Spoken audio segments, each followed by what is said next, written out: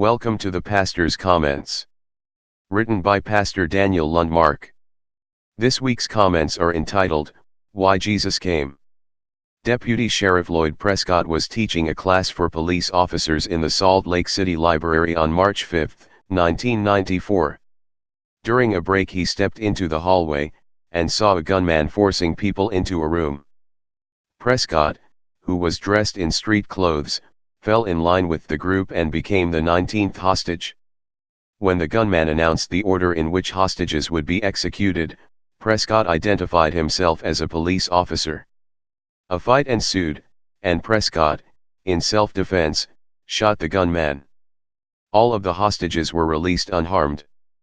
The officer placed himself at great risk, but he was not thinking of himself, he was thinking about the danger the hostages were in.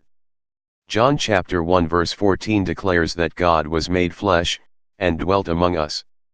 He came because we were held hostage to sin and were hopelessly in danger of eternal spiritual death.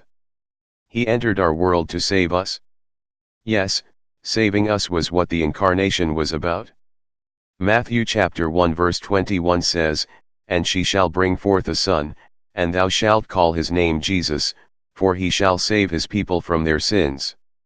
He came to save that which was lost, Matthew chapter 18 verse 11, and to give his life a ransom for many, Mark chapter 10 verse 45. He gave himself for our sins, that he might deliver us, Galatians chapter 1 verse 14. Imagine it.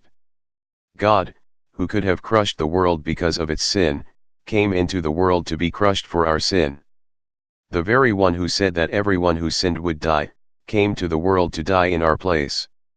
He both pronounced the judgment and took the judgment upon himself.